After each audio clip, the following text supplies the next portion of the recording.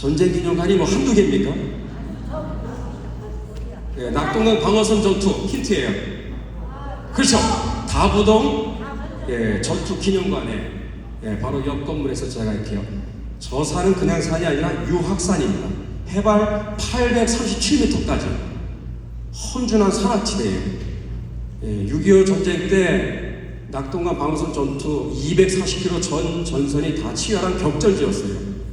특히 포항 같은 데는 여러분 얼마나 많이 거기서 피를 흘려서 죽었는지 몰라요. 가장 많은 치열했던 격전지가 포항 전투고, 두 번째, 세 번째로 꼽는 것이 이제 낙동강 방어선 전투인데, 저 유학산 자락을 중심으로 한 20여 킬로에 해당하는 이 천의 요새가 그래도 방어선이 쳐져 있었기 때문에 그나마 우리나라가 사실상 망하지 않고 살아나게 된 거예요. 전쟁의 또 지형적인 측면에서만 얘기한다면 그렇게 얘기할 수 있는 거예요. 자, 오른쪽에 계시는 저분들은 지금도 살아계시는 다부동 전투 전후의 역전의 용사들입니다. 맨 위에 계시는 분은 우리 다부동 전후 회장님으로 계시는 우리 귀한 또 교회 신앙생활 열심히 하시는 집사님이신데, 로켓 포탄이 막 날라오는데 왼쪽 가슴을 뚫고 나가버렸어요. 심장을 비껴나가는 바람에 죽지 않고 지금도 한 97세 되는 걸로 알고 있습니다. 가운데 계시는 분은 이경수 선생님. 우리가 탱크를 잡을 무기가 없으니까 10명이 자원해서 자살 특공대로 자기가 나가겠다. 그래서 이 포탄을 안고 돌진 앞으로 하는데 T-34 탱크에서 이미 먼저 알아보고 기관총에서 불이 막 풍기 시작합니다. 동료 9명이 그냥 다 죽었어요. 탱크를 향해서 돌진하다가 혼자 살아남으셨어요. 지금도 지금 서울 근처에 지금도 살아 계십니다. 맨 밑에 계시는 분은 총알이 뚫고 들어간 자리 나온 자리가 있어요. 이마 이쪽을 옆으로 이렇게 관통을 해가지고 큰 치명상을 입었어요. 그 바람에 언어 장애를 안고 6.25 전쟁이 발발한 지 지금까지 74년이 됐잖아요. 74년 동안 이 언어 중증 장애를 안고 지금도 고통 중에 살아가시는 단순한 옆집 할아버지가 아니라 이런 역전의 용사, 자유 수호를 위해서, 대한민국을 위해서, 신앙의 자유를 위해서 피 흘려 싸우신 분인데 지금도 외롭게 살고 계십니다. 저 장소는 종로의 갈비탕 집이에요. 제가 몇 번 어르신들 만나는 제가 일정을 알게 돼서 갈비탕도 사드리고, 그리고 그분들의 그 겪었던 이야기들을 영상으로 찍는 그러한 이제 목적을 가지고 몇 차례 이분들을 만난 적이 있습니다. 다음 사진을 보시면 이 다부동 전투 우리가 설명을 할 때 간단히 말씀을 드리면, 유학산 자락을 중심으로 다음 넘겨주세요. 사실 이거를 현장에 가서 봐야지만 여러분들이 이게 이해가 쏙쏙 들어옵니다. 아니야, 그 전에. 그렇습니다. 여러분, 여기 험준한 저 산악지대가 유학산 자락입니다. 유학산 자락. 가서 보시면 알아요. 적들이 이렇게 내려올 수가 없어요. 그래서 딱 병풍처럼 쳐져 있어요. 유일한 뚫고 내려올 수 있는 풍지가 어디냐? 오른쪽에 뭐가 보이시죠? 저기를 천평 계곡이라고 말합니다.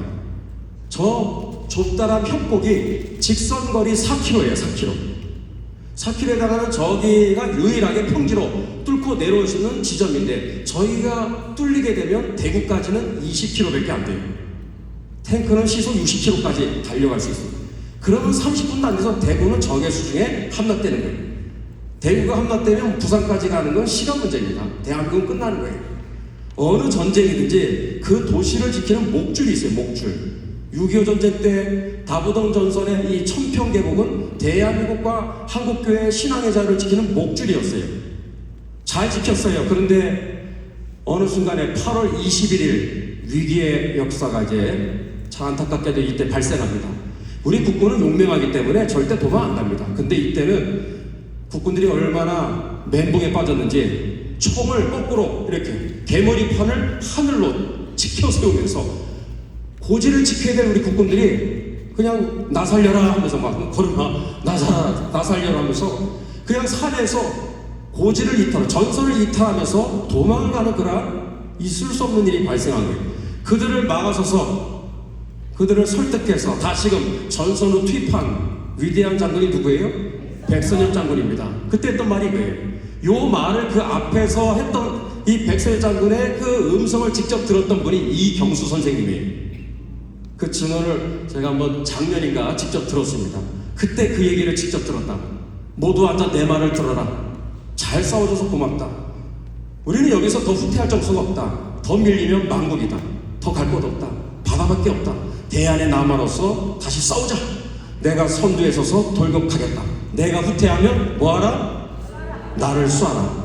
그래서 이 말에 우리 국군 1사단 11년대 1대대원들이 감동을 받고 다시 총을 탁 이렇게 개머리판을 거꾸로 이렇게 했던 총을 다시 들고 돌진 앞으로 다시 올라간 거예요.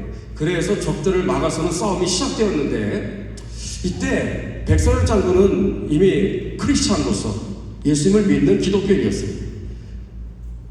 돌아가실 때가 2020년 7월 10일로 기억납니다. 4년 전입니다.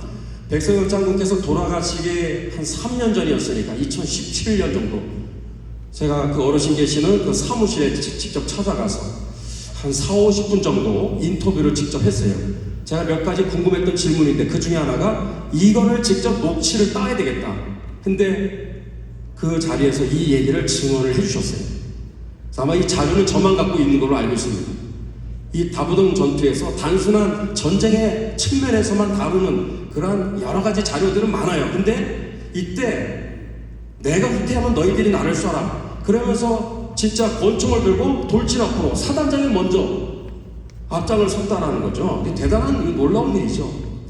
그럴 때 백선엽 장군은 돌진 앞으로 가기 전에 하나님 앞에 기도를 했다고 해요. 기도를. 잠깐이었지만 어떻게 기도했어요? 짧게 기도했어요. 하나님, 이번 위기에서 우리를 구원해 주옵소서. 근데 마지막에 하나가 더 있어요. 제가 일부러 여기다가 안 뒀어요. 이게 뭔지 아세요? 얘기할까요 말까요? 이렇게 얘기하고 나서 하나님께서 우리에게 승리를 주시면 신앙생활 잘하겠습니다. 그래서 그 얘기를 하셨어요. 참 중요한 증언입니다.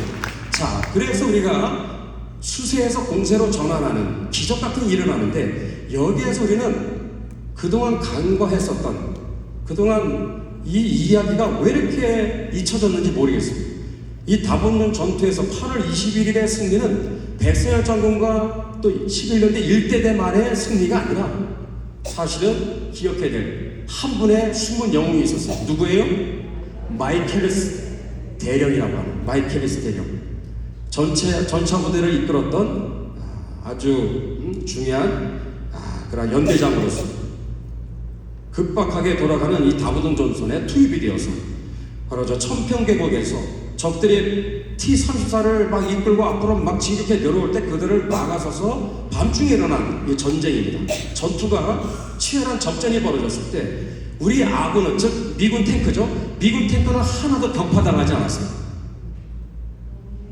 다음 적 전투 몇 대를 격파했느냐? 14대를 격파했어요. 14대. 이 좁다란 협곡에 파주치에서 내려오고 있는 북계군의 전투 이 탱크 14대를 격파를 하니까 나머지 뒤따라오던 탱크들이 더 이상 밑으로 진격을 못하고 그냥 다 뒤로 도망을 가는. 그래서 며칠 동안 위기에서 우리가 다부동 노선을 지켰고 그리고 마지막에도 여러 차례 위기가 있었으나 끝까지 이 다부동 전선을 막아낸 거예요. 근데 이 마이클리스라고 하는 이분은 여러분 전쟁이 끝나고 나서 이분은 남은 여생을 어디서 보냈느냐? 여기에서 조금만 더 내려가면 이 조지아주 여기에 남은 여생을 사셨던 분이 제가 물어보니까 여기서 1시간 한 반 정도 차를 몰고 내려가면 클레이튼 카운티라고 있다고 합니다. 클레이튼 카운티 거기에서 남은 여생을 쭉 사셨어요. 미 육군 4성 장군까지 진급을 합니다. 그러다가 1985년에 신부전증으로 갑작스럽게 별세를 하셨습니다. 여기서 조금만 차를 타고 가는 조지아주에서 남은 여생을 사셨던 분입니다. 그리고 지금 유해는 알링턴 국립묘지에 안장되고 있습니다. 바라기는 간절한 소망입니다. 이 조지아주의 어느 장소에 사람들이 언제든지 잘 찾아갈 수 있는 어느 좋은 적합한 장소에 또는 대한민국의 이 다부동 전선에 특히 마이클 앨리스 대령을 잊지 말자. 이분들의 이러한 14대 북한군 전차를 격파하면서 끝까지 후퇴하지 않고 그 전선을 막아섰던 마이클 앨리스 대령과 그 부대원들의 그 투혼을 잊지 말자 하는, 여러분 이 역사들을 알리는 설명판 또는 기념관이 하나 서야 되겠죠. 박물관이 좀 있어야 되지 않겠어요? 왠지 아세요? 이건 단순한 전쟁 역사뿐만 아니라 마이클 앨리스 대령에게서 우리가 배워야 될 교훈이 무엇이냐면, 한 사람이라도 그 진리의 전쟁에서, 우리 영적 전쟁을 지금 싸우고 있는 사람들이, 전쟁에는 다 동일한 교훈이 있는 거예요. 교훈이. 마이클 앨리스 대령이 우리에게 던져주는 교훈이 무엇이냐면, 후퇴하지 않고 피 흘리기까지 그 전선을 지키고 나가서면 이긴다. 반드시 물리칠 수 있다. 반드시 승리한다 하는 교훈을 가르쳐 주신 분이 마이클 앨리스 대령이에요. 아까도 우리 보여드렸죠.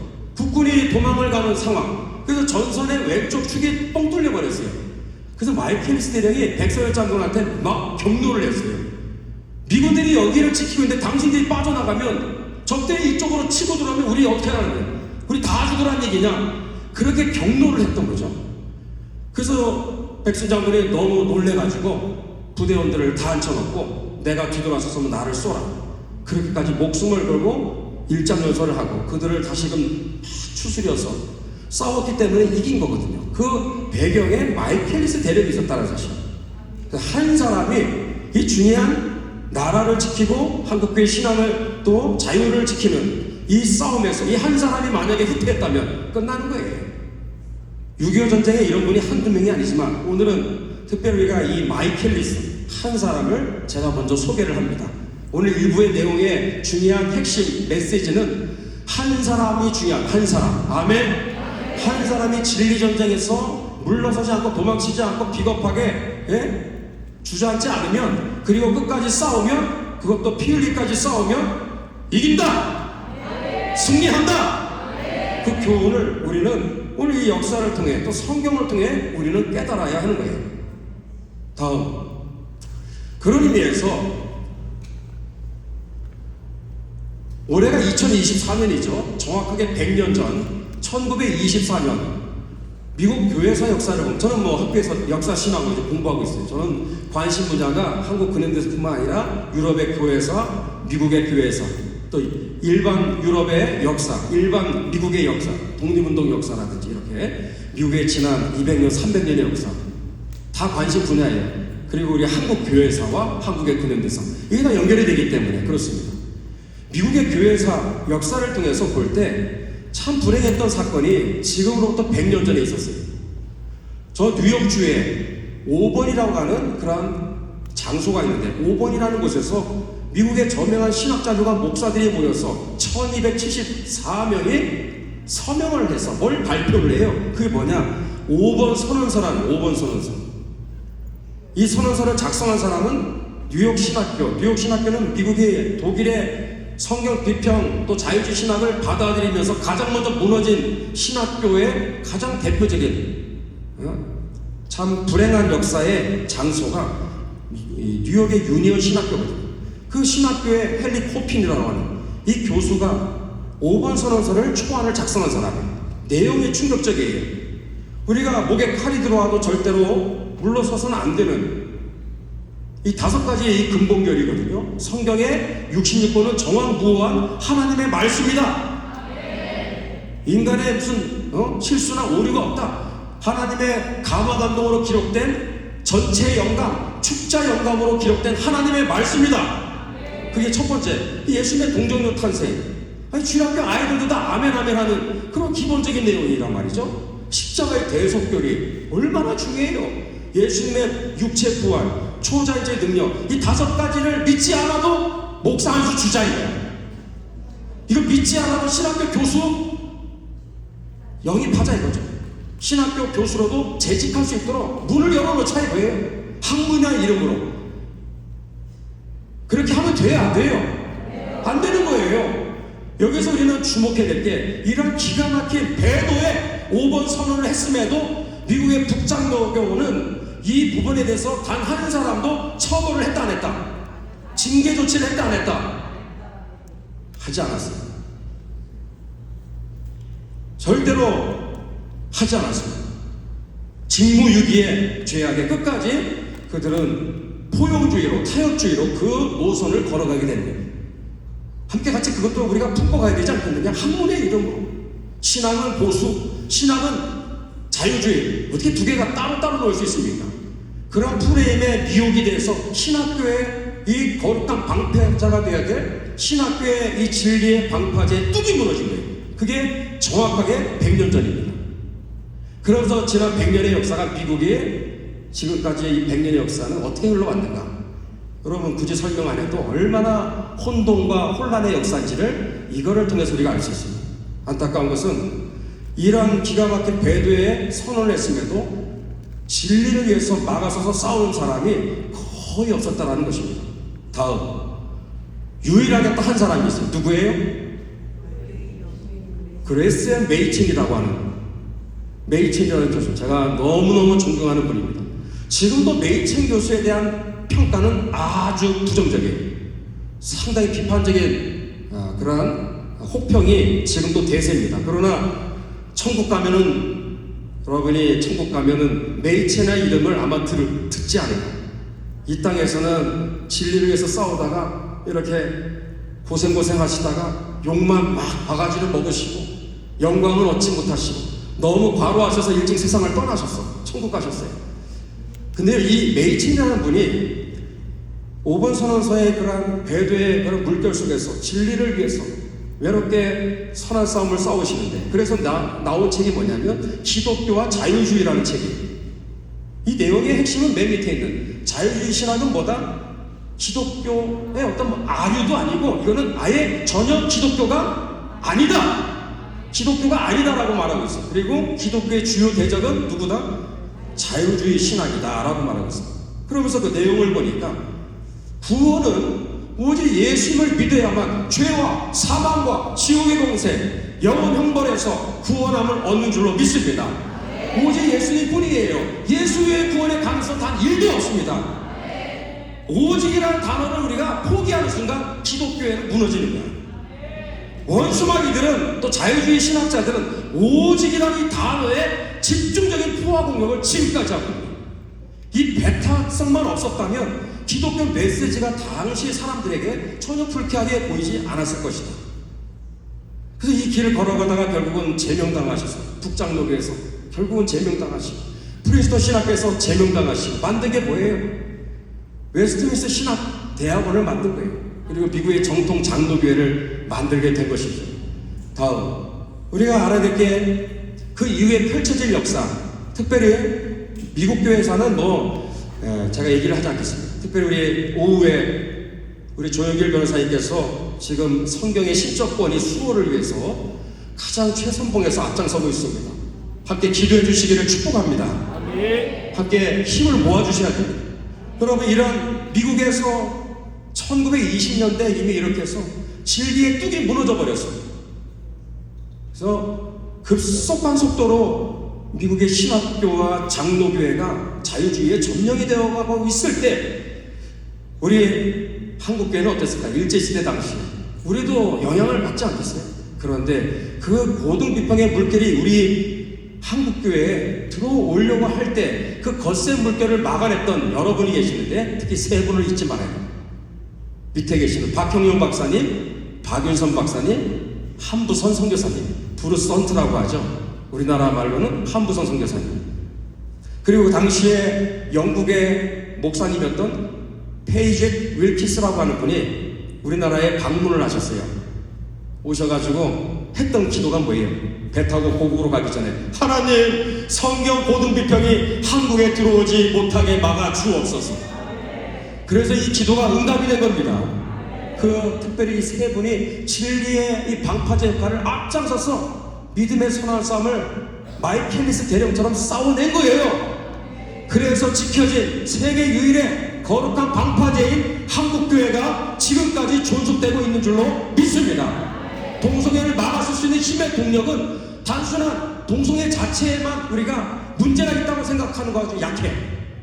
그것을 막을 수 있는 힘의 동력은 성경 66권이 정확무 하나님의 말씀임을 확고부동하게 믿는 믿음 위에서 출발해야 되는 거예요. 오직 예수님이 길이요 진리요 생명이라는 이 믿음의 신앙 고백에서 시작돼야 되는 거예요. 그것이 우리가 흔들리지 않으면 다 이길 수가 있는 거예요. 백전백승할 줄로 믿습니다. 이러한 신앙의 유산을 지금 우리가 받고 지금까지 우리가 이 믿음을 유산을 이어가고 있는 거예요. 그런데 이것이 굉장히 위험한 상황 가운데 우리도 지금 안심할 수가 없는 그러한 위치에 있다는 거죠. 자, 이쯤하고 다음. 그런 의미에서 오늘 자유대한민국의 건국과정을 좀 우리가 한번 보도록 하겠습니다. 좀 빠른 속도로 진행하겠습니다. 저를 따라하세요. 시작은 최악. 좀 더 큰 소리로. 시작은 최악. 결과는 최고. 해방 이후에 건국과정 3년입니다. 정확하게 3년인데 시작은 최악의 상황이었어요. 한반도 내부의 상황이 최악, 국제적인 상황이 최악이에요. 이 두 가지 걸림돌이란 그거예요. 우리 한반도 내부의 상황도 도대체 자유민주 국가로 건국이 될 수 없는 최악의 상황을 다 떠안고 있었어요. 국제적인 상황은 더 최악이었어요. 그런데 3년이 지나고 뚜껑을 열어보니까 이거는 100%, 200%, 300% 공산국가가 세워질 수밖에 없는데 결과를 보니까 자유대한민국으로 건국이 된 거예요. 역사의 주인이 하나님이라고 하는 증거입니다. 할렐루야! 그 중심에 하나님이 들어서신 분이 누구다? 이승만 대통령이에요. 이승만 대통령은 그냥 훌륭한 단순한 인물이 아닙니다. 모세와 같이 하나님이 들어서신 인물이에요. 이분이 빛 가운데 이분의 실체가 밝히 드러나는 날, 대한민국은 위대한 통일한국과 선교한국으로 주님 오실 길을 마지막 예비하는 강력한 나라로 끝까지 쓰임받게 될 것입니다. 영적인 문제예요. 이승만의 한 존재를 눈을 가리고 목회자들로부터 신학교 교수님으로부터 또 우리 역사학자들로부터 또 초중고등학교 선생님들로부터 이분의 실체를 가리는 파상공세의 싸움이 지금까지 반세기가 넘도록 지금까지 오게 된 거예요. 그러나 하나님의 놀라운 섭리와 은혜 속에서 지난 10년 전부터 놀라운 조짐이 벌어집니다. 저도 이제 10년 된 거예요. 이렇게 이승만 역사 강의를 하게 되면 뭣도 모르고 이렇게 코가 꿰가지고 괜히 이효희 교수님을 만나가지고 아무것도 모르는 상황에서 이건 설교랑 다르거든요. 설교는 원래 했던 거 할 수도 있어요. 근데 역사 강의는 하늘에서 뚝 떨어지는 게 아니잖아요. 그래서 제가 지금도 기억 2013년 청소년 주저싸움일 때 내가 무슨 얘기를 했는지도 모르고 떠들었는데 4시간 동안 그러면서 빨리 도망쳐 나왔죠. 내가 이렇게 무식이 충만하구나 그러면서 그때부터 공부를 했는데 1년에 정확하게 1년 동안 책을 100권을 읽었어요.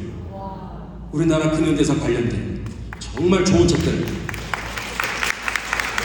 하나님의 은혜입니다. 그래서 써 내려간 책이 지금 여러분들 읽으셨겠지만 대한민국의 근현대사예요. 그 다음에 잊지 말아야 될 그때 그 역사 6.25 전쟁의 역사죠. 감사하게도 이번에 미주 복음통일 앞두고 출국 직전에 이게 과연 가능할까 그랬는데 기적 같은 일이 일어났어요. 우리나라 6.25 전쟁의 아주 자세한 실체를 책에다가 그것도 영문으로 번역해서 이번에 출간이 되었습니다. 앞에도 제가 썼지만 이것은 전투파병 16개 나라, 의료지원 6개 나라, 물자지원 38개, 전후복구 7개, 도합 몇 나라예요? 67개국이 조그마한 이 코리아, 이 코딱지 같은 이 한 나라를 지켜내기 위해서 67개국이 참전했고 지원을 했어요. 여러분 74년 전에 국가에 등록된 나라의 숫자가 93개인 거 아세요? 93개 중에 67개국이 코리아를 도왔다는 것은 공산국가 빼고 다 도와줬다는 거예요. 이건 기적 중에 기적입니다. 전에도 없었고 앞으로 아마 후에도 없을 만한 기적 같은 일이 있었던 거예요. 단순한 전쟁 역사가 아니죠.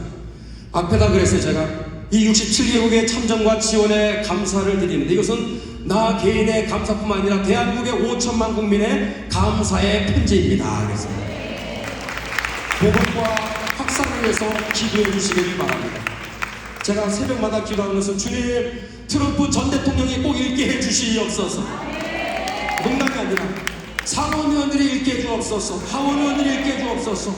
미국의 정치와 군사 관계자들이 읽게 해주옵소서. 그래서 우리는 배은망덕한 나라가 아니라 감사를 감사히 일주하는 나라라는 것을 그들에게 알리고, 그리고 한미동맹이 단순한 정치 외교 동맹이 아니라 영적 동맹으로 승화되어지는, 여러분, 기회가 바로 2024년이 되어야 되는 거예요. 대선을 앞두고 있고, 또 올해가 이따 2부 때 얘기하겠지만 한미 상호 방위조약 체결로 말미암아 한미동맹이 시작된 지가 정확하게 몇 주년? 70주년입니다. 70주년. 자, 그런 역사들이 그냥 하늘에 뚝 떨어진 것이 아니라, 자, 그 거슬러 올라갈 때 이러한 건국 역사가 우리에게 아주 중요한 사건이다라는 거. 자, 따라합시다. 시작은 최악. 시작이 얼마나 최악이냐. 먼저 한반도의 국내적인 상황이, 건국의 흐름을 주도하는 세력들이 99%가 공산주의자들이었어요. 한 달, 두 달 만에 정당이 65개가 세워집니다. 65개가 대부분이 다 공산주의 사상을 가진 정당이었어요. 그럼 어떻게 되겠어요? 배가 산으로 가는 거죠. 대표적인 두 사람을 소개합니다. 한 사람, 여운령입니다. 여운령은 해방 당일날 공산혁명으로 일로 매진하겠다, 공산국가 세우겠다, 이렇게 얘기했어요. 다음 넘겨주세요. 여러분, 여운령은 민족주의자 아닙니다. 뼛속 깊이 공산주의자예요. 그 증거를 대라 하나. 1922년에 레닌으로부터 1대로 만나서 지령을 받은 사람이에요. 임시정부를 해체하라. 돈을 줬어요. 임시정부 해체 목적을 위해서 자금을 전달받은 사람, 여운령입니다. 민족주의를 실행하라. 당신 대놓고 공산주의 자꾸 표내지 마. 민족주의인 것처럼 그렇게 겉으로는 그렇게 잘 포장해서 좌와 우를 아우르는 듯한 중도의 스탠스를 취하면서 좌우합작 노선으로 걸어가라는 거예요. 그래서 이 사람이 아리까리한 이유가 바로 이때부터 자신의 숨은 정체를 숨기면서 공산주의 혁명을 위해서 평생토록 달려간 사람입니다. 경기도 양평에 가면은 여운령 기념관이 있어요. 얼마 전에 제가 찍었는데 세계의 지도자들과 교류했다고. 저 왼쪽 글씨가 잘 안 보일 거예요. 여운령이가 얼마나 대단한 세계 지도자들과 만났는지를 기념관에 가면 이게 가장 그 센터에 있어요. 거기에 보면 제일 중요한 바로 내용이 겁니다. 공산주의의 이 우두머리였던 레닌과 트로츠키를 만난 게 자랑이에요? 자랑입니까? 버젓이 이렇게 돼 있어요. 이거를. 공산주의 지도자를 만났다고 하는 것을 선전하고 있다니까요. 다음 45년 8월 15일부터 48년 8월 15일 건국과정 3년 동안 좌익들, 쉽게 말해 공산주의자들에 의해서 일어난 폭동테러 습격의 숫자가 얼마나 될까요? 다음 977건입니다. 그 중에 하나가 제주 사상 공산 폭동일 뿐입니다. 저 왼쪽의 사진은 뭘까요? 8월 15일이 아니라 8월 16일 날 해방 만세를 부르는 장면입니다. 저 사람들은 그냥 일반 시민이 아니라 서대문 감옥소에서 출감된 좌익분자들입니다. 공산주의자들. 다 머리가 깎여있죠. 여운령이가 다 풀어줍니다. 여운령이가. 최후의 친일파 중에 친일파가 여운령입니다. 총독부랑 이렇게 은밀하게 만나가 자기한테 모든 통치권을, 치안권을 넘겨달라는 그러한 단판을 지으면서 내가 말이야 서대문 형무소에 가서 저 사람들 다 풀어줄 테니까 당신들이 하지 말고 나한테 그 권한을 열쇠를 넘겨주라. 내가 이 사람들을 풀어주는 것처럼 그렇게 해달라고 요청을 했더니 그렇게 하라고. 그래서 서대문 마포 전국에 있는 감옥에 있었던 공산분자들 10,000명을 석방시킨 사람이 여운령입니다. 이 사람들이 3년 동안 977건의 엄청난 폭동테러 습격 반란을 일으키는 바로 세력들이 되었다라는 거예요. 누가 여운령이를 민족주의자라고 합니다. 고치셔야 돼요. 그래서 친일 반민족 행위자 사전이 있어요. 민족문제연구소에서 만든. 근데 거기에 보면 공통점이 친일파라고 해도 공산주의자들은 다 빼줬어. 그거 아주 잘못된 겁니다. 그래서 친일 반민족 행위자 중에 반드시 1순위로 들어갈 사람 누구예요? 여운령대 있어 없어요? 없습니다. 백선엽 장군이 들어가 있고요. 김백일 장군이 들어가 있고 이런 식으로 역사를 다 뒤집어 놨습니다. 자, 건국 흐름을 주도하는 사람 또 박헌영입니다. 박헌영이는 해방되자마자 9월 6일 조선인민공화국을 선포합니다. 왜 9월 6일일까요? 이틀 뒤에 9월 8일 미군이 미군정 통치를 하기 위해서 들어오기로 예정되어 있습니다. 들어오기 전에 우리는 이미 나라가 있어. 당신들이 인정만 해주면 돼. 뭔데? 조선인민공화국이야. 그러면 이제 당연하게 미군에서 순진한 거죠. 통치권을 이양해 줄 거라고 기대하고 급조해서 만든 거예요. 그러면서 산하의 인민위원회를 무려 2,600여 개를 만들었어요.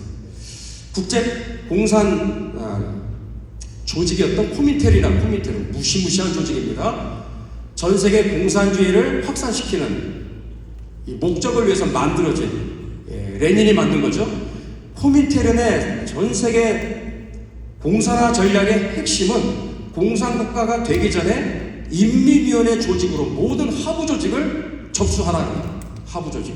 중앙 조직부터 하면은 막 반발이 일어나니까 그건 내버려두고 하부 조직부터 면, 읍, 분 이런 식으로 올라가면서 나중에는 중앙 조직까지 장악하라 이거죠.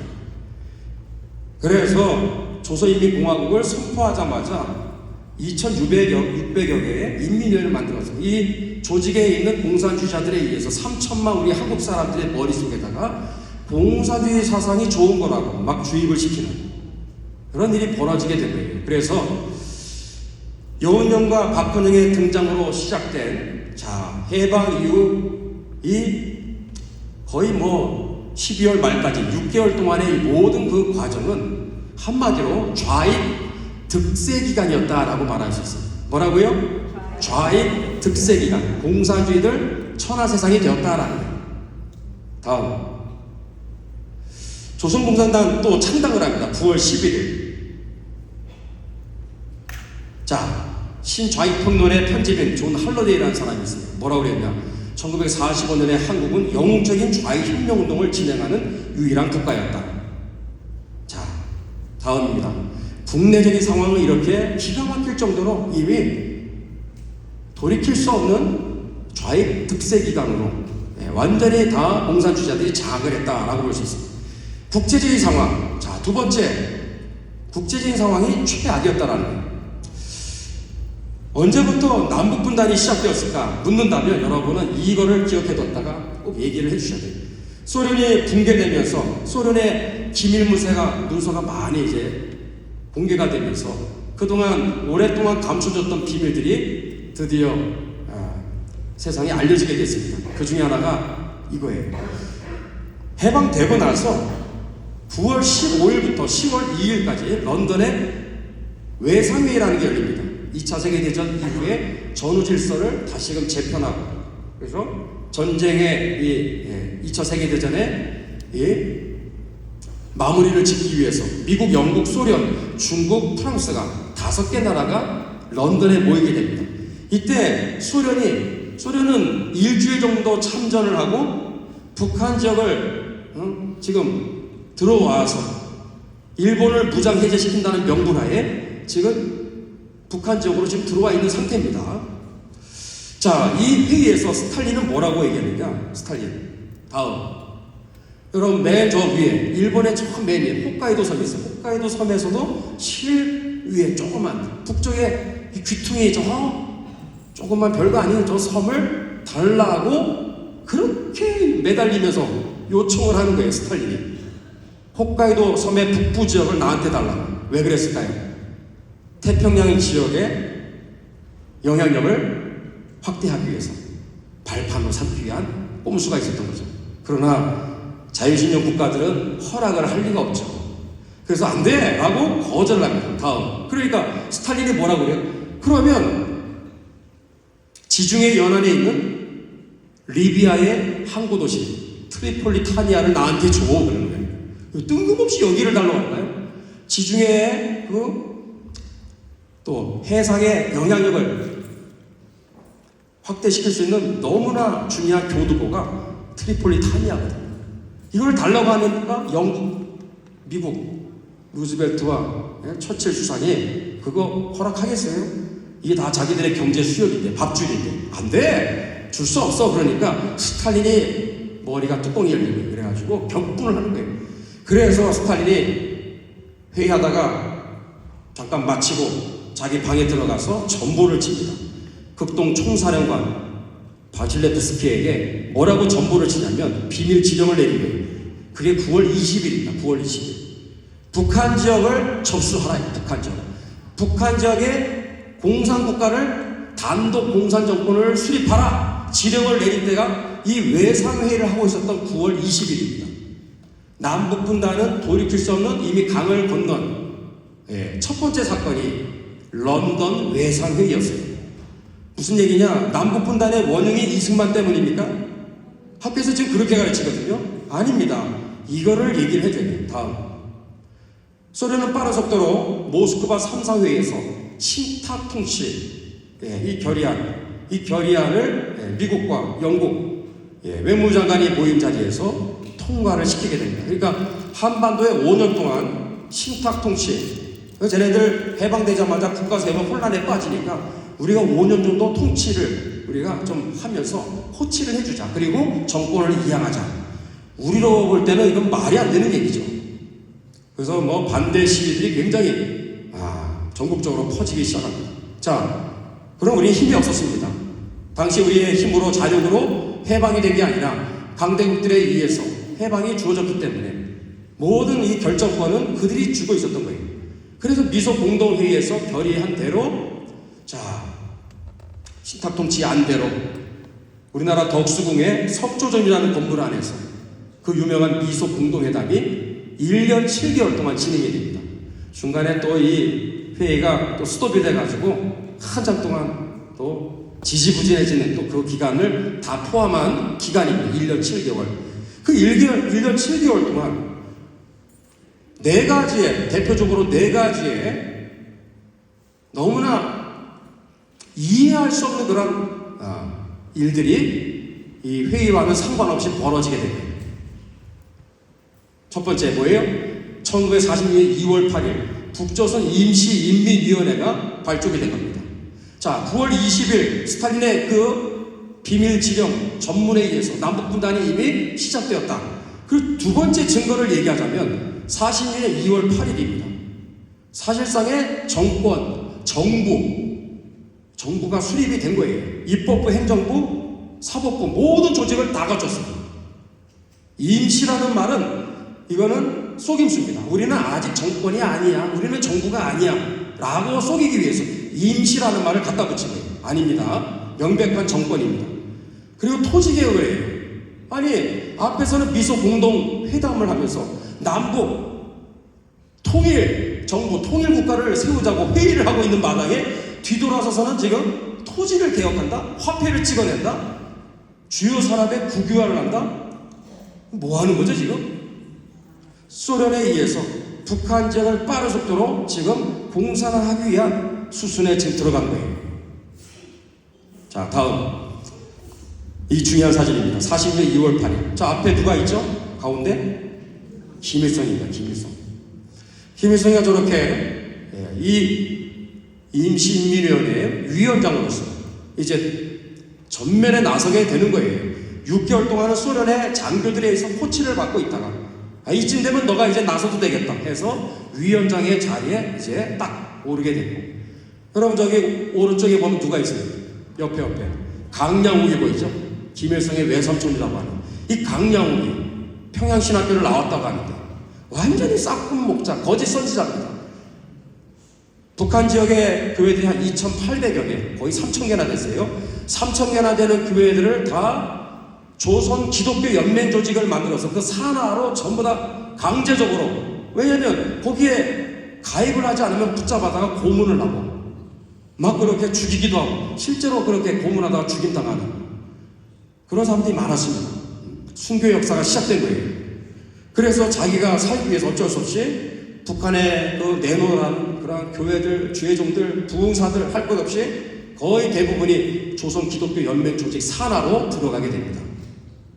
이미 북한의 모든 교회 조직은 다 붕괴가 되었는데 이 일을 앞장서서 했었던 앞잡이 역할을 누가 했느냐? 강양욱이. 그리고 그의 아들, 손주까지 해서 지금 뭐 조선 그리스도교 연맹으로 지금도 3대가 지금까지 독재를 해가면서 기독교 간판을 내걸고 한국교회 같이 통일이라는 이름으로 그리고 평화라는 이름으로 그리고 화해와 민족 공존한 이름으로 지금도 그들은 아직도 이렇게 기독교를 앞세워서 달러를 빼가고 자금을 빼가는 일들을 지금도 하고 있죠. 이거 우리 잊지 말아야 돼요. 자, 다음. 여러분, 제가 말씀드리는 것은 이미 북한은 돌이킬 수 없는 분단의 길로 이제 건너가게 되었다. 이런 상황에서 누가 와요? 이승만 박사가 해방 이후에 2달 만에 우리나라에 어렵사리 이제 비행기를 타고 오게 됩니다. 오는 과정에 참 어려웠어요. 많은 방해를 뚫고 들어오게 됩니다. 미국은 친소 정책을 여전히 지금까지 펴왔기 때문에 반공주의자인 이승만의 귀국을 환영할 수가 없죠. 끝까지 이승만 박사의 발목을 붙잡았다가 기적과 같이 이제 우리나라에 들어오게 됩니다. 그게 언제예요? 45년 10월 16일입니다. 다음. 그래서 이승만 박사님의 모교였던 정동교에 가서 하나님의 말씀으로 반석 삼아 의로운 나라를 세우기 위하여 매진합시다. 명연설을 하시죠. 자, 다음. 이분이 우리나라에 오시기 전에 45년 9월 5일에 이 비망록이라는 것을 작성하시는데 이게 무슨 얘기냐면 쉽게 말해서 한국은 지금 자유민주국가로 지금 건국이 될 가능성이 단 1도 없어. 근데 이분은 어디까지 내다보냐면 반드시 한국은, 코리아는 자유민주주의 체제 위에 건국이 될 것이다. 그리고 그 통일된 자유민주주의과 우리 한국을 통해서 극동아시아의 평화의 시대가 올 것이다. 한국은 극동에서의 평화의 안전판 역할을 할 것이다. 이런 놀라운 글을 남겼어요. 다음. 근데 비슷한 시기에 김일성은 뭐라고 얘기하느냐? 민주기지 건설론이라는 것을 이렇게 해서 선언합니다. 그 뒤에서 다 스탈린이 다 뒤에서 써준 거예요. 자기는 국어책 읽듯이 이렇게 읽는 거죠. 민주기지라는 말은 뭐냐? 속임수입니다. 공산기지를 건설하겠다라는 거예요. 한꺼번에 남북을 다 공산하면 좋겠지만 남쪽을 먼저 아직 하기에는 힘에 붙이고 아직은 시기상조이기 때문에 북한 지역을 빠른 속도로 공산을 해서 북한 지역을 베이스 캠프로 해서 남한 지역마저 적화 통일을 하겠다라고 하는 게 민주기지 건설론이에요. 이게 무슨 얘기냐면 북한은 이미 해방되고 나서 거기에는 민족주의자들 수많은 주의종들과 교회들이 있어서 만만치 않았거든요. 공산화가 그렇게 빠른 속도로 된 게 아니라 적어도 2년 소요됐어요. 2년 정도의 그 과정을 통해서 공산화가 서서히 진행이 된 거예요. 그 안에서 많은 순교의 피가 뿌려졌죠. 그래서 그런 배경하에서 이런 얘기가 나옵니다. 북한을 먼저 민주기지를 건설, 공산기지로 먼저 건설해서 남한을 접수하겠다라고 하는 선언을 한 거예요. 자, 다음. 그러니까 해방 이후에 우리나라의 당시의 상황은 간단히 설명하면 이렇게 우리가 정리할 수가 있는 거예요. 한 사람은 자유를 확산시켜서 극동아시아와 전 세계의 자유를 확산시키는 그러한 나라를 만들려고 하는 거룩한 나라에 대한 이상과 꿈을 갖고 있어요. 비전을 갖고 있어요. 김일성은 공산국가를 세우겠다고 하는 이건 뭐예요? 자유를 말살하는 것이죠. 그래서 한 사람은 자유의 확산, 한 사람은 자유의 말살. 그 해방 이후에 우리 한반도에서 일어난 이 영적 싸움의 핵심은 자유의 확산이냐 아니면 자유의 말살이냐 두 가지로 요약되는 거예요. 김일성과 이승만과 김일성과의 치열한 사상전쟁, 영적 싸움이에요. 아니 더 정확하게 말하면 이승만과 스탈린과 김일성과의 치열한 사상전쟁, 영적 전쟁이 벌어지게 되는데 결론부터 말씀드리면 이승만 대통령의 완승으로 끝나게 되는 겁니다. 그러면서 자유민주주의 국가 대한민국이 탄생이 되는 거예요. 다음. 이제 후반부에 중요한 결론 얘기 좀 드리고 마무리를 짓도록 하겠습니다. 1945년 12월 17일 김일성이가 민주기지 건설론을 막 얘기하고 있었을 때 이승만 박사는 반공투쟁에 드디어 나서기 시작한 거예요. 이게 바로 그 자료입니다. 다음. 그러면서 여러분 좌익 득세 기간이었다고 그랬죠. 해방 이후에 벌써 대세가 공산주의가 쫙 퍼져 있어요.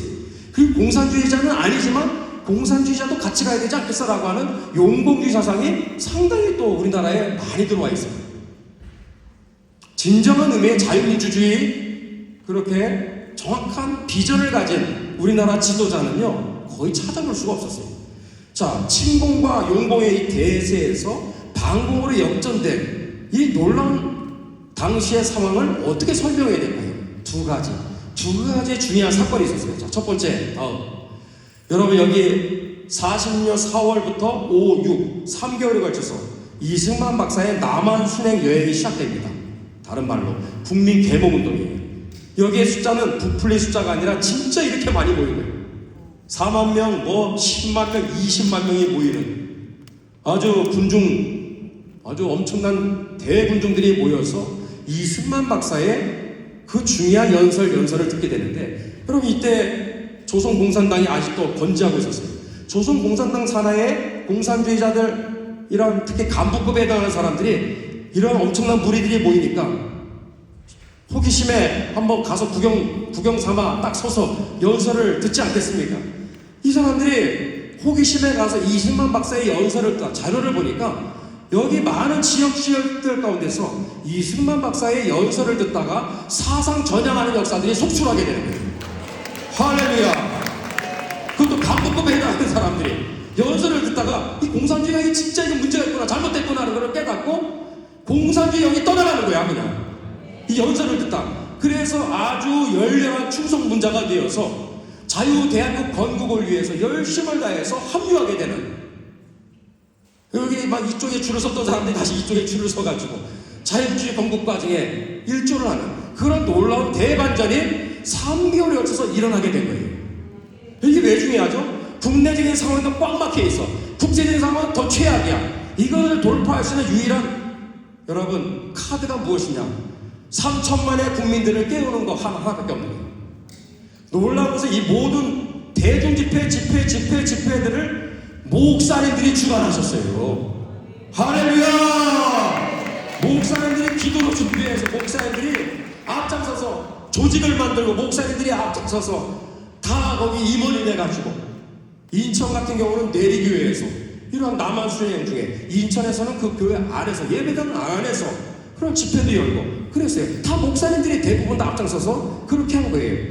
이게 어떻게 단순한 근현대사입니까? 교회사인 줄로 믿습니다. 교회 역사예요. 분리하면 안 돼요. 이런 역사 속에서 공산주의와 친공주의 사상이 힘을 잃고 세력이 약화되어지고 점점 이 반공주의가 대세가 되면서 자유민주주의로 올인하게 되는 거예요. 이런 역사 전체가 여러분 하나님이 이기시고 또 하나님이 승리케 하신 교회사인 줄로 믿습니다. 자, 두 번째, 다음 중요한 사건이에요. 이러한 대반전이 일어난 중요한 두 번째 사건은 대구 시월폭동입니다. 다음, 공산주의가 뭔지 잘 몰랐어요. 근데 대구 시월폭동을 눈으로 목격하면서 공산주의가 이렇게 반인륜적이고 반민족적이고 이렇게 성경적인 무시무시한 이러한 세력들이었다는 것을 눈으로 목격하게 된 거예요. 얼마나 많이 죽었는지 모릅니다. 그것도 잔인무도한 방식으로. 제가 여기서 입으로 이걸 표현을 할 수가 없어요. 얼마나 잔인무도한 방식으로 사람을 죽였는지 몰라요. 그걸 눈으로 봤거든요. 그래서 이때부터 공산주의에 대해서 등을 돌리게 된 것입니다. 누가 일으켰어요? 박헌영이가 일으킨 거죠. 소련의 거액의 자금을 지원받아서 일으킨 거예요. 다음, 이런 지휘계통을 통해서 배후의 몸통 세력은 스탈린입니다. 그 다음에 스티코프, 그 다음에 행동책은 누구예요? 박헌영의 조선공산당, 그 산하조직의 전평, 조선노동조합 전국평의회, 이 조직이 나서서 폭동 반란을 일으키게 됩니다. 다음, 여러분 대구에 저도 가서 이거를 어렵사리 찾았는데 경북대학교 귀퉁이에 이 건물이 아직도 있습니다. 와, 대단합니다. 당시 대구 의대 해부학 실험실이었어요. 다음, 여러분 여기 하단에 보이는지 모르겠지만 대구 의대 당시 학생회장이 최무학입니다. 최무학은 바로 조선공산당 산하조직이었던 청년위원회의 핵심 바로 우두머리였어요. 이 사람이 여기를 들어가서 콜레라로 죽은 시신을 두 구를 빼가지고 시체 선동을 한 거예요. 시체 선동을. 대구의 중부경찰서 앞에 가가지고 당신들이 시위 중에 총을 발포해서 죽은 우리 노동자들의 시신이라고 시체 선동을 하니까 걷잡을 수 없는 산불이 돼가지고 그래서 중부경찰서를 습격해서 무기를 다 탈취해서 대구를 시작으로 경상도뿐만 아니라 전라도, 충청도 이런 식으로 전국 각지로 한 3개월에 걸쳐서 무기를 가진 이러한 폭도 반란 세력들이 전국으로 막 흩어지면서 이 사람들을 다 소탕할 때까지 한 3개월에 걸쳐서 정말 해방 직전에, 건국 직전에 정말 우리나라에서 상상할 수 없는 그런 끔찍한 만행들이 자행이 된 겁니다. 다음. 그럼 왼쪽에 달성공원이에요. 대구에. 우리나라 한국현대사의 최초의 도끼 만행 사건이 일어난 장소입니다. 공산주의자들이 도끼를 들고 경찰들 6명을 일로 끌고 들어와서 도끼로 찍어서 죽였어요. 저 왼쪽에 외관경찰서 여기 장소를 찾는데 너무너무 어렵더라고요. 왜 이런 역사들을 왜 설명해주는 흔적이 없을까요? 조그만 안내판도 없어요. 여러분 이 마당 이 장소가 새벽 5시 반에 폭도 세력들 2,000명이 습격을 해서 여기 근무했었던 경찰들이 5명을 도끼로 다 반토막 내서 죽였어요. 그게 신문에도 나왔대니까요. 이게 어떻게 항쟁이자 봉기라고 말할 수 있어요? 어떻게 이게 민주화 운동입니까? 대구 지역을 저는 여러 번 가면서 역사 탐방 이제 거의 혼자 다 했죠. 좀 관심을 갖고 이게 항쟁과 봉기가 아니라 명백한 공산폭동 반란이라는 것을 자꾸 우리가 관심을 갖고 탐방도 하고 아이들한테 알려주기도 하고 자꾸 이거를 일깨우는 그런 작업들을 해야 되는데 지금은 명백하게 이게 폭동 반란이라는 문서들이 아무리 있어도 사람들은 관심이 없는 거예요. 교과서에서도 이제 뭐 민주항쟁, 봉기라고까지 거짓으로 아이들을 가르치는 그런 지금 상황이 되어버렸어요. 그래서 제가 이렇게 얘기를 하는 이유가 여러분들이 이걸 아시고 자 대구 10월 사건은 봉기와 항쟁이 아니다 뭐다?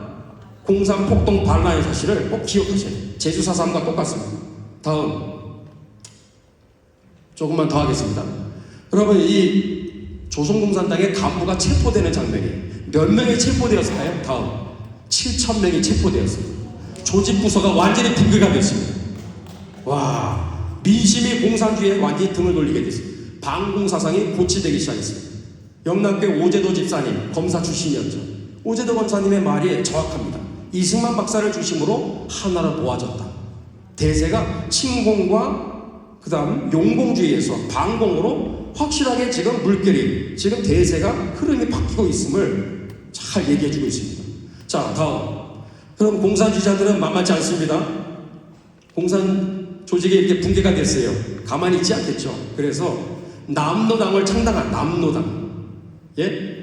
줄임말로 남조선 노동당 정확하게 말하면 남조선 공산당입니다. 그냥 포장지만 바꾼 거예요. 조선 공산당이나 남조선 노동당이나 다 그 나물의 그 밥입니다.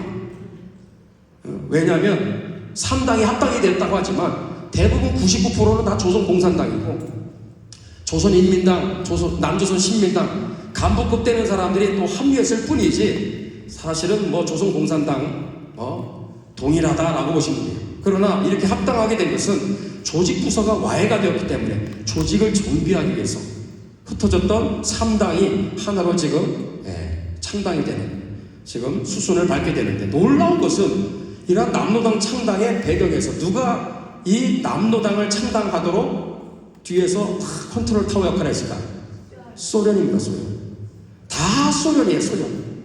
조선인민공화국 선포한 것도 소련이 뒤에 서 있었고 조선공산당 그 뒤에서도 전부 다 이렇게 일일이 다 써줬어요. 어떻게 이런 창당 조직을 하라, 강령을 이렇게 만들어라. 다 일일이 써준 거를 그냥 호소리처럼 따라간 거예요. 이게 다. 그리고 박근혜는 그러잖아요. 나의 소망은 우리 한국이 소련의 위성국가가 되는 것이다. 그렇게 얘기했죠. 이런 사람이 무슨 친일 뭐 어쩌고저쩌고 막 프레임을 씌워가지고 친일파부터 제거해야 된다고 그거 다 그거 속임수입니다. 다. 자 이렇게 해서 창당이 되었다. 다음 여러분, 이러한 대세 물결에서 놀라운 반전이 벌어집니다. 역사의 주인은 하나님이십니다. 트루만 독트린을 기억하세요. 이 교회사입니다. 47년 3월 10일 이러한 침공과 용공의 이 흐름에서 이게 반공으로 이렇게 물결이 흘러가고 있을 때, 그러나 이거 가지고는 안 되는 거예요. 국제 정세에 있어서 열세를 쥐고 있는 나라는 미국인데, 미국의 대통령 트루만이 물론 반공주의자지만 이 사람도 용공주의 그러한 정치, 그러한 정책을 지금까지 고수해 왔는데, 이때로부터 완전히 뒤바뀌어 트루만 독트린을 선포합니다. 사실상의 냉전의 시대가 선포가 된 거예요. 소련이 터키와 그리스를 공산하기 위해서 내전을 일으켰거든요. 그 내전이 일어났다는 소식을 듣고 트루만이 격분을 합니다. 유럽을 전부 다 공산주의 국가로 빨간불을 들이려고 그래? 안 되지! 그래서 소련, 너희들 가만히 있어. 너희들 그리스와 터키마저 공산을 하면은 우리 가만 안 있을 거야 라고 엄포를 놓는 게 트루만 독트린이에요. 막 소련이 겁을 먹고 더 이상 어떻게 할 수가 없는 거죠. 여러분, 이 트루만 독트린, 잠언 21장 1절의 역사 그대로예요. 잠언 21장 1절에 왕의 마음이 여호와의 손에 있음이 마치 보의 물과 같아서, 또랑물과 같아서 그가 임의로 인도하시느니라. 왕의 마음, 대통령의 마음, 지도자의 마음, 통치자의 마음이 하나님의 손에 있습니다. 그 하나님의 손에 있음이 마치 보의 물과 같다. 또랑물이에요. 또랑물은 누구 맘대로 만들 수 있어요. 누구 맘대로 변경할 수 있어요. 만들었다 없앨 수 있어요. 다 농부 마음입니다. 그런 것처럼 통치자의 마음이 하나님의 손에 있음을 믿습니다. 그래서 그가 트루만 독트린을 통해서 용공주의 노선을 다 없애버리고 확실하게 반공주의로 돌이키는 이런 결단은 우리 자유대한민국 건국의 호재로 작용하게 되는 거예요. 역사의 주인이 하나님이라는 것을 말하라 그러면 트루만 독트린을 얘기하면 되는 거예요. 다음 마무리를 이제 서서히. 그래서 우리나라 미국이 건국의 이 모든 임무에서 손을 떼고 유엔에게 이관을 하면, 유엔에게 전부 다 이제 다 바톤을 넘겨. 그래서 유엔에서 회의를 하니까 압도적인 찬성에 의해서 남북한 인구 비례에 의한 총선거를 실시하기로 통과가 됩니다. 그래서 이를 맡아서 임시 한국위원회 위원들이 60여 명이 우리나라에 파송을 받고 와요. 북한에 들어가려고 했더니 북한에 김일성이가 허락을 할까요? 배 타고 들어가려 했더니 들어오지 말라고 그냥 다 내쫓아 버렸어. 임시 한국위원회 위원들이 너무 막 어쩔 줄 모르는 거예요. 아니, 북한 지역도 가서 투표를 해서 자유총선거에 의해서 남북 통일국가를 만들어야 돼. 들어오지 말라고 그래. 이게 벌써 뭐예요? 남북 분단의 주범이 김일성이라는 사실을 또 하나 보여주는 증거입니다. 그래서 부랴부랴 유엔에서 소총회를 열어서 결의를 하기를 어떻게 하죠? 이 과정도 교회사입니다. 이 대단히 놀라운 스토리가 있어요. 어쨌든 다 건너뛰고. 그래서 남한만의 자유총선거를 하자라고 결의를 하는 기적 같은 일이 벌어지게 되는 거예요. 이 과정조차도 여러분 나중에 이거를 자세히 알고 싶으면 저를 불러주세요. 한 1시간 반을 해야 돼요. 이 과정 자체가 교회사입니다. 교회사. 하나님이 개입하시고. 자, 다음. 자, 그래서 자유대한민국 건국으로 급물살을 타기 시작할 때, 자, 공산주의자들은 가만히 있지 않죠. 그래서 어떻게 해서든지 남한만의 자유총선거와 건국을 해방하기 위해서 뭘 일으키죠? 27 폭동을 시작으로, 27 폭동이 2월 7일에 시작했던 27 폭동인데 그게 너무나 빠른 속도로 진압이 되는 바람에 다시 일으킨 사건이 뭐다? 4.3 폭동 반란이 몇 년 동안 가죠? 9년 동안 갑니다. 9년. 한국 현대사 최장기 폭동 반란이 제주 4.3 사건이에요. 제주도 공항에 내리면 전부 다 항쟁 지도밖에 없어. 관광지도 여러분 보시면 다 무슨 제주 4.3이 봉기 항쟁으로 묘사해요. 제가 그거 너무나 안타까워서 교회에서 만들었어요. 잘 만들었죠. 여러분, 빨간 색깔이 뭐예요? 공산 폭도들이 일으킨 만행들, 학살이 일어난 지점을 표기한 거고요. 까만색은 폭동 반란 세력들과 정규군, 우리 국군과의 교전 장소가 일어났던 지점입니다. 민중 항쟁이에요? 봉기라고 말할 수 있어요? 아닙니다. 자세한 걸 알기를 원하시는 분들은 유튜브에 탐나의 범, 저희 교회에서 영화를 만들어서 1시간 15분짜리 탐나의 범이라는 여러분 검색어를 치시면 무료로 공짜로 여러분이 보실 수 있는데 아무리 얘기해도 안 봐. 별로 관심이 없어. 제발 이걸 여러분이 봐주셔야 돼요. 탐내보고 쉬는 시간에 여러분 확인해 보시기를 바랍니다. 다음 지나갑니다. 이거는 쉬는 시간을 갖고 자유대한민국 건국과정 제가 말씀을 드리고 그 다음에 우리나라 한미상호방위조약 체결 과정의 이야기들을 이어가도록 하겠습니다. 기도하고 쉬는 시간을 갖도록 하겠습니다. 제가 기도하겠습니다. 하나님 아버지, 교회의 머리가 되시고 역사를 주관하신 분은 삼위일체 하나님이심을 믿음으로 선포합니다.